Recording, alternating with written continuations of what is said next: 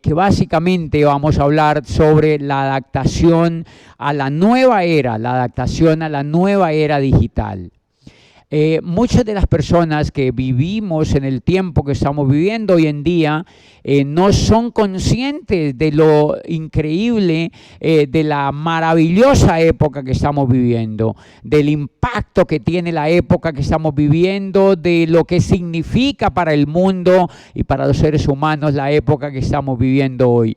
Ustedes saben que la lucha que el ser humano ha tenido en el desarrollo de la historia del hombre sobre la tierra ha sido una lucha titánica. La raza humana es lo que es hoy en día porque se ha atrevido a desafiarlo todo. Porque desde que se atrevió a desafiar el clima, se atrevió a desafiar los animales, las fieras, se atrevió a desafiar la alimentación, aprendió a nutrirse, aprendió a adaptarse al viento, aprendió a adaptarse a las inclemencias del tiempo y aprendió a adaptarse al mismo ser humano. Luchó y luchó y luchó y prosperó pese a todas las inclemencias y creó los escenarios más increíbles que haya, digamos, tenido alguna especie, porque finalmente los animales y finalmente las otras especies que nos rodean, pues claro que se adaptan al mundo, pero lo grande que tenemos los seres humanos y lo que tenemos que admirar de nuestros antepasados es la gran construcción que han hecho para crear la escenografía, para crear el gran escenario del mundo que tenemos hoy en día. El hombre es el único que se ha enfrentado de manera voluntaria, es el que ha puesto su voluntad, no para adaptarse, sino para transformar y luego adaptarse a lo que transforma. El ser humano por eso es increíblemente admirable, porque ha tenido que transformar y adaptarse a lo que él mismo transforma. La época que estamos viviendo hoy en día, esta era digital, es el resultado impresionante de un proceso histórico que el hombre ha tenido que vivir. Y yo quiero ahora decirles que ese proceso histórico no es tan consciente en la mayoría de la gente. La gran mayoría de la gente sigue viviendo el mundo como si viviéramos en la era industrial. La gran mayoría de la gente pierde de vista que el mundo que estamos viviendo hoy es un mundo absolutamente distinto, absolutamente transformado, absolutamente brillante e insospechado para nuestros abuelos, para nuestros tatarabuelos. El mundo que estamos viviendo hoy, si viniera una persona de hace apenas 50 o 100 años a ver el escenario que estamos viviendo hoy en día, quedaría aterrado con las grandes posibilidades que hoy tenemos. Pero la mayoría de la gente no es consciente de eso y yo quiero que hoy ustedes aprendan a ser un poco más conscientes de eso, que aprendan a ser un poco más conscientes de eso. ¿Saben por qué? Porque la era agrícola vivió 10.000 años y en 10.000 años el hombre cosechó en sus pequeños terrenos, deambuló por todo el área donde podía vivir, cazó y también cultivó, pero la era agrícola la gente no advertía los cambios porque era demasiado grande. 10.000 años sin cambiar prácticamente el hombre. 10.000 años soportó el hombre una sola era, hasta que Watson inventó la máquina de vapor y empezamos a vivir la segunda gran era, la era de los inventos, la era de la fabricación, la era de las máquinas, la era del todo en serie, la era de la gran transformación de la materia, y empezamos a crear, pero a la vez también empezamos a no adaptarnos y a no vivir al ritmo de esa época, y mucha gente, pues así como en la era agrícola, se esclavizó porque no tuvo la creatividad suficiente para progresar. También en la era industrial las personas pues se esclavizaron prácticamente. Millones y millones de personas nos esclavizamos en la era industrial, los esclavizaron durante mucho tiempo por un empleo rutinario, por esquemas que no generaban ningún valor agregado a la vida. Y entonces la era industrial pues también se volvió rutinaria para millones de seres humanos. Cuando empieza la era industrial, sobre todo en Europa, donde se vio el gran florecimiento, Francia, Inglaterra, sobre todo países europeos, y Florencia en Italia, y muchas ciudades italianas, francesas e inglesas vieron morir mucha gente en medio de las máquinas, desolación por la pobreza, la explotación del trabajo y de la gran pues estampida de los seres humanos de los campos a las ciudades, porque querían ver cómo las chimeneas que se levantaban en París y en Londres, y cómo las chimeneas que se levantaban en Florencia y en Roma y en Milán,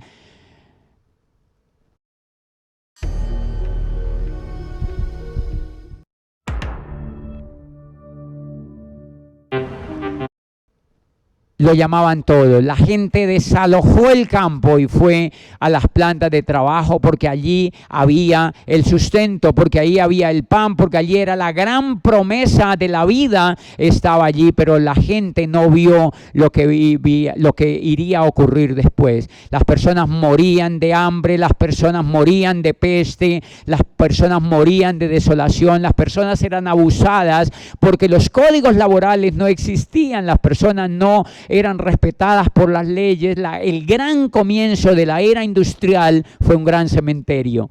La historia refleja el comienzo de la era industrial como un gran cementerio, porque el hombre no pudo adaptarse a la era industrial. El hombre le costó mucho adaptarse a la era industrial, y es una repetición increíble que hemos tenido a lo largo de la historia. No todos los seres vivos son capaces de adaptarse, y Darwin, cuando publicó su gran obra sobre el origen de las especies, lo dijo: la gran inteligencia de los seres vivos consiste en quienes se adaptan y quienes no se adaptan. Es decir, la gran inteligencia no estaba basada en el desarrollo intelectual, no estaba basado en la comprensión de las matemáticas y en la comprensión del lenguaje y en la comprensión de los idiomas. La gran inteligencia, decía Darwin, está dada para los seres humanos en quienes se adaptan y quienes no se adaptan. Y de hecho, pues el mundo así lo ha demostrado. Los seres que se han adaptado al mar, los seres que se han adaptado a las hecatombes que han ocurrido, las bacterias y los virus, y también los animales con un sistema nervioso más evolucionado, pues son los animales que han vivido hoy en día. Pero otros no se adaptaron y fallecieron. La raza humana, en cambio, luchó y luchó y luchó, y se adaptó y transforma y se adapta y transforma y se adapta. Por supuesto, porque los seres humanos, al parecer, y por supuesto que es comprobadísimo, tenemos una inteligencia superior. Somos capaces de transformar la materia, somos capaces de transformar la historia, pero somos capaces de adaptarnos a sí mismo. Pero eso no ocurrió cuando empezó la era industrial, y no ocurre tampoco en todos los seres humanos. Millones y millones de personas murieron porque no fueron capaces de adaptarse a la era industrial.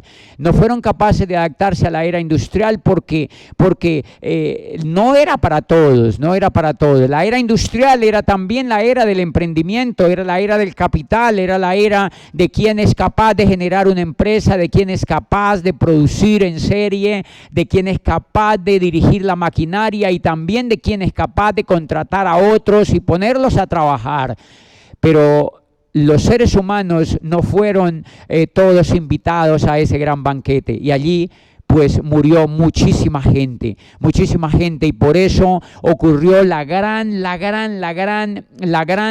digamos, la gran revolución del trabajo ocurrió en el nacimiento de la era industrial, porque era tanta y tanta la explotación que había de las personas y murió tanta gente que las personas fueron capaces de organizarse y protestar. O sea, no queremos más explotación, incendiaron las fábricas, incendiaron las maquinarias y se tiraron a la calle porque no había ninguna otra posibilidad. De la misma manera, prácticamente como ocurrió cuando Nabucodonosor II tiró por el Mediterráneo todos los, digamos, toda la diáspora judía, que eran esclavos literalmente, esclavos paupérrimos, 4000 años de historia tirados por toda la cuenca del Mediterráneo, y ellos eran esclavos todos. No tenían nada que perder, tenían solo pobreza y desolación, y esta gente era capaz de todo. Pues eso ocurre al comienzo de la era industrial. Los que no se adaptan sufrieron mucho y murieron muchos. Señores, lo increíble, lo más increíble es que la era industrial duró un poco menos de 200 años. Un poco menos de 200 años, la misma era industrial le generó el mismo hombre creó las bases para surgir la tercera era, y es la era de la información. La era de la información, y cuando empieza a ocurrir la era de la información, cuando empiezan los primeros computadores, cuando IBM, cuando Apple mismo o cuando Microsoft empieza a sacar sus primeros lenguajes y el hombre empieza a ver que las computadoras reemplazan el empleo de alguna manera, las gentes reaccionan de manera violenta en muchas partes del mundo y empiezan a tirar los computadores por las ventanas. Tiraban computadores por las ventanas porque veían que los computadores iban a acabar con el trabajo, iban a acabar con las personas, y no era eso, los computadores venían a ayudar a los seres humanos, las computadoras venían a ayudar al trabajo de los seres humanos, a hacer menos rutinarias las tareas, venían a ayudarle con los sueños a los seres humanos. Muchas personas fracasaron cuando llegaron los computadores porque no se adaptaron al cambio y entonces sufrieron mucho ese cambio.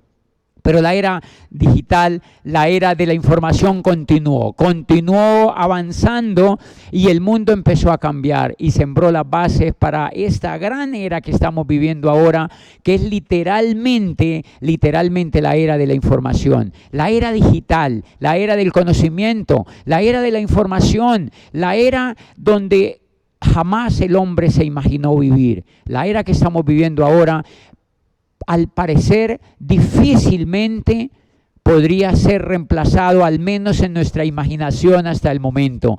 Creo que podría François Fukuyama, aquel profesor ilustre de la Universidad de Chicago que escribe un libro a comienzos de los 90 que se llamaba El fin de la historia y el último hombre, cuando se maravillaba cómo la democracia era capaz de transformar cualquier otra forma de pensamiento, porque la democracia, decía Fukuyama, era la que tenía los valores más increíbles que comprometían toda la pasión de los seres humanos: la libertad, la igualdad y la prosperidad juntas, y la posibilidad de progresar juntos y de soñar. Decía Fukuyama, difícilmente en el futuro las personas podrán imaginarse un mundo tan mágico como aquel que presupone, como aquel que permite la democracia.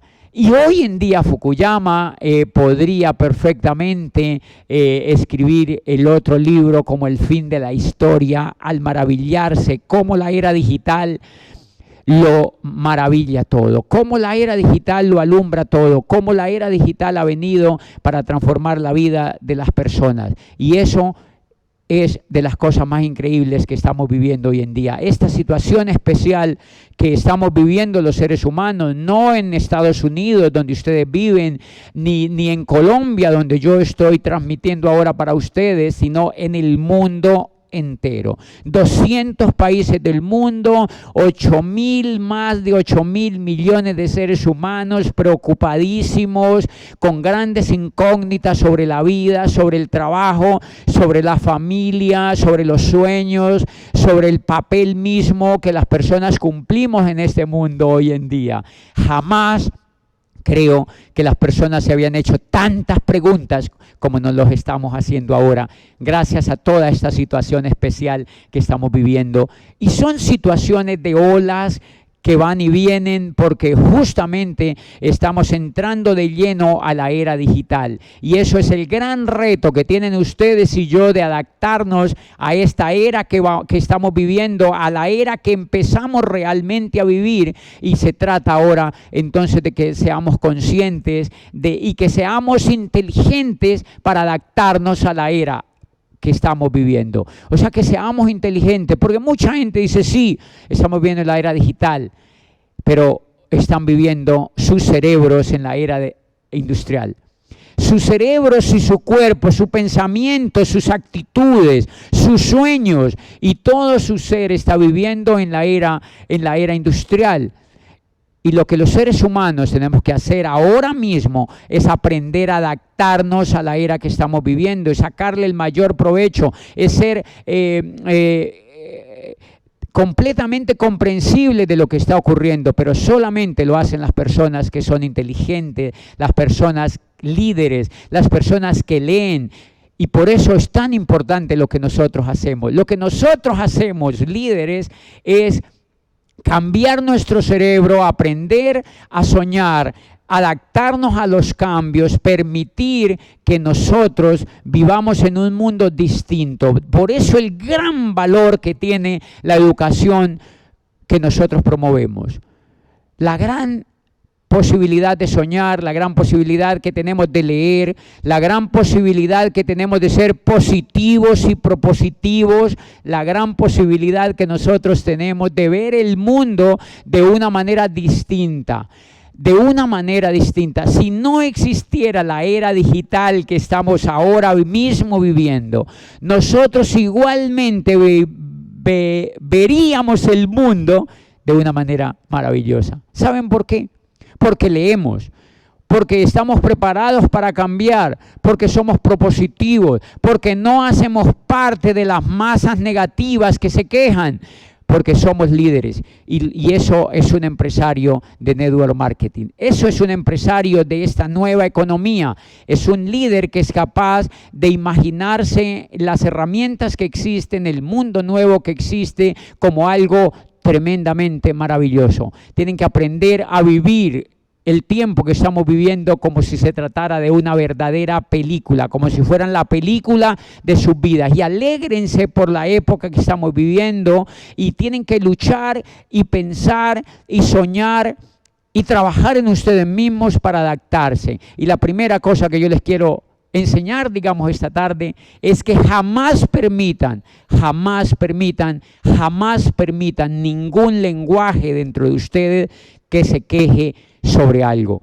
Porque las personas que se quejan son personas que no han entendido el mundo que estamos viviendo. Nunca había existido tantas posibilidades para tantos seres humanos en el mundo como existen hoy en día. Es más, hoy en día es extrañísimo que haya pobreza en el mundo.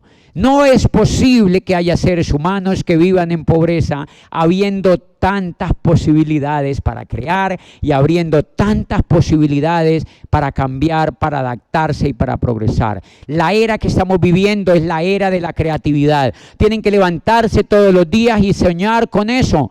Tienen que ser conscientes de que nunca el hombre tuvo tantas herramientas y tantas posibilidades democráticas para cambiar y para progresar. Señores, cuando Gutenberg, cuando empezaron a inventar la escritura cuneiforme, cuando los chinos inventaron las primeras letras del abecedario y empezaron a imprimir papiros y empezaron a plasmar las letras en las cavernas y cuando empezaron a imprimir de alguna manera el papel, el mundo se estaba preparando para lo que vivimos ahora. Pero eso hace miles y miles de años, señores. Y eso ya era una oportunidad para la vida. 1500 años después, 2000 años después, Gutenberg inventa la imprenta en Alemania y transforma el planeta entero. Los hombres no podían leer.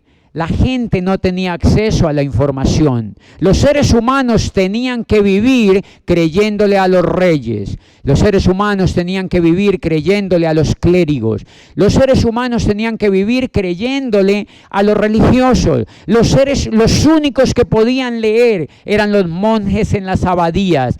Las abadías eran los únicos sitios donde existían libros, señores. Porque eran los monjes los que transcribían esos libros.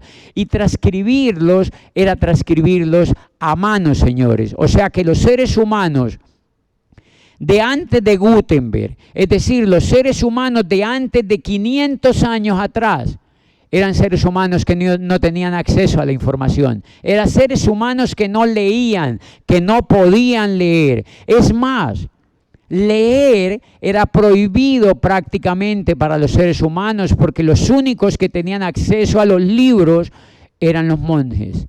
Eran los monjes, claro, porque la información daba poder. La información daba poder y entonces pues los libros sagrados solamente se leían por aquellas personas que tenían la autoridad de la autoridad para poderlos leer. Y así el mundo no cambiaba. El mundo se mantuvo 1500 años de historia cristiana en Occidente prácticamente con mínimos cambios. Pero cuando Gutenberg inventa la imprenta, cuando Gutenberg descubre que se pueden imprimir libros, cuando Gutenberg crea ese gran mecanismo de imprimir los libros, el mundo jamás volvió a ser igual y el mundo le entregó al hombre la mayor posibilidad que haya existido sobre la tierra para empezar a expresar las ideas. Y allí, uno de los primeros grandes hechos que se imprimieron cuando Gutenberg le entrega al mundo la imprenta, fue la Biblia que nosotros conocemos. Europa por primera vez conocía la Biblia impresa, entregada a los seres humanos para que la leyeran y para que la interpretaran, lo cual era prohibido hacerlo en la historia de Occidente. Y los seres humanos leyeron la Biblia de Gutenberg y empezaron a interpretarla. Y yo no quiero contarles todas las historias que ocurrieron de allí, porque el mundo empezó a soñar. Lutero apareció en la historia y empezó a soñar con cambios. Apareció Enrique VIII, aquel rey impresionante inglés, ese rey que fue capaz de transformar la Inglaterra del siglo XV hacia adelante, ese rey que fue capaz de cambiar la historia de Inglaterra y la historia de Occidente y que sembró la base para que un día Estados Unidos fuera conquistado y fuera conquistado por seres soñadores y por seres libres. Y eso tiene mucho que ver con la imprenta que Gutenberg inventó, con la imprenta que Gutenberg le entregó a los seres humanos. Es decir, Gutenberg nos posibilitó la lectura, nos posibilitó el acceso a la comunicación. Gutenberg desarrolló las mayores revoluciones posibles después. Gutenberg, la imprenta de Gutenberg aceleró de manera impresionante el Renacimiento italiano. Los libros fueron capaces de ser impresos y leídos cuando nadie podía hacerlo antes. Los libros impresos fueron capaces de darle el motor al Renacimiento italiano, que terminaría inventando la política moderna y terminaría inventando la filosofía moderna que Descartes, después aquel francés ilustre, añísimos después le pondría al mundo la duda metódica para que aprendiera a filosofar, para que aprendiera a crear, para que aprendiera a transformarse. Gutenberg ponía a los florentinos italianos su mecanismo para difundir las ideas. Y allí se difundió la política moderna y se difundió la filosofía moderna, pero también se difundió la base del arte moderno y también se difundía la base de la arquitectura moderna. La arquitectura moderna no hubiera sido lo que es hoy en día si Filippo Brunelleschi no es capaz de plasmar en unos manuscritos y después imprimir aquellos planos como había construido la iglesia de Santa María di Fiori, si no hubiera sido capaz de imprimir la perspectiva, si los grandes pintores y escultores no hubieran impreso los libros que los griegos les habían pasado por Constantinopla después de la caída de los otomanos. Si no tienen los libros y no se imprimen, el mundo no habría cambiado. Pero fue Gutenberg entonces también quien le dio la base de la revolución a los franceses, porque allí se imprimieron los derechos del hombre sobre la tierra y esos derechos del hombre llegaron a esos campesinos que se atiborraron en aquella asamblea de Luis XVI y le dijeron: al traste con lo que tú piensas, queremos ser libres, no queremos depender de ti más, no creemos en lo que tú haces, porque hemos leído algunos manuscritos, hemos leído algunos textos impresos de John Locke, de Montesquieu, de Diderot y de Voltaire, del hombre que le puso alas a la libertad. Esos campesinos habían leído aquellos manuscritos y se llenaron de energía a sus venas y llevaron el mundo a otro nivel. Y los franceses acabaron con la nobleza europea.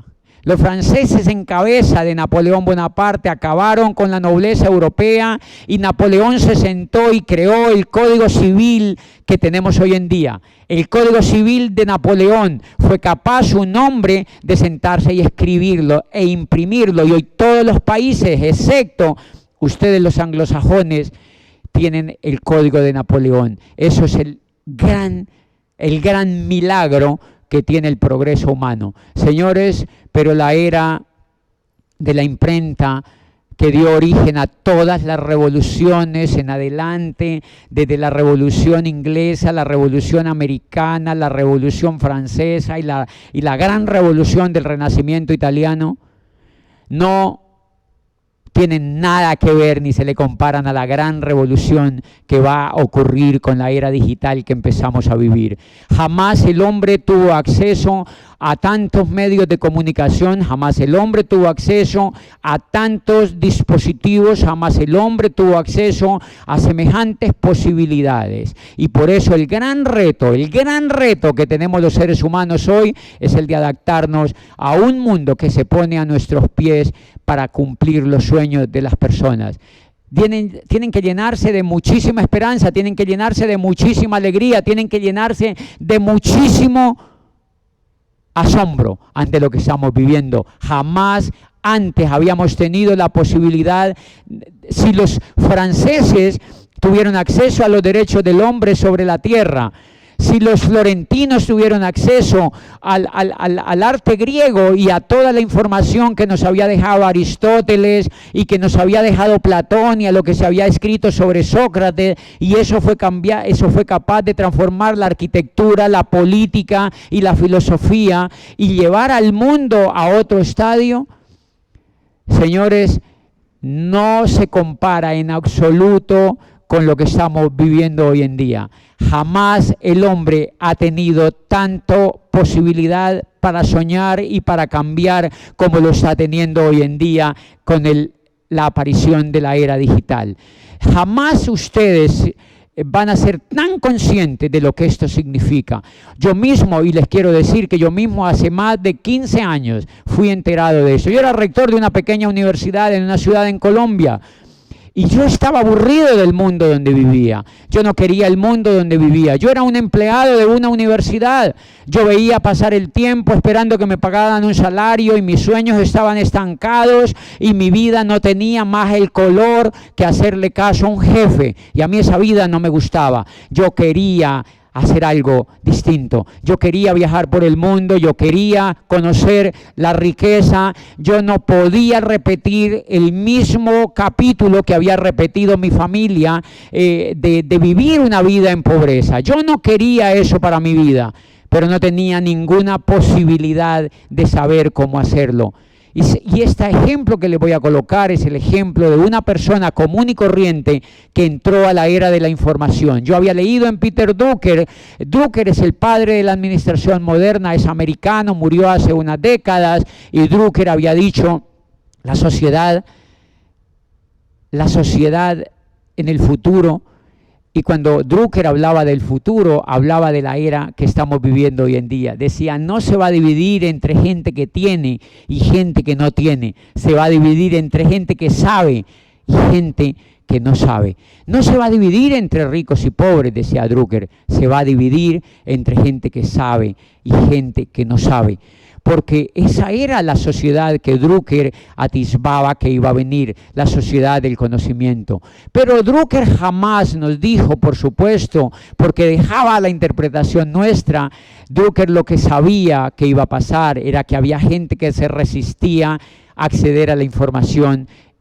Y había gente que, así como en la era industrial se había resistido a cambiar, y así como en todas las revoluciones se había resistido a adaptarse, Drucker sabía que en la era de la información también había gente que se iba a resistir y que no quería cambiar. Hace 15 años yo fui enterado de la era de la información. Cuando yo empecé a leer los primeros libros de Kiyosaki, Escuela de Negocios, que es un libro maravilloso, yo lo leí cuando estaba prácticamente en borrador, cuando Kiyosaki lo empezó a mandar por las redes, y yo lo empecé a leer alguna vez en un viaje, en un vuelo que hice a Caracas. Me leí uno de los primeros, el libro ni siquiera había salido publicado, y ¿saben qué decía en un pedazo?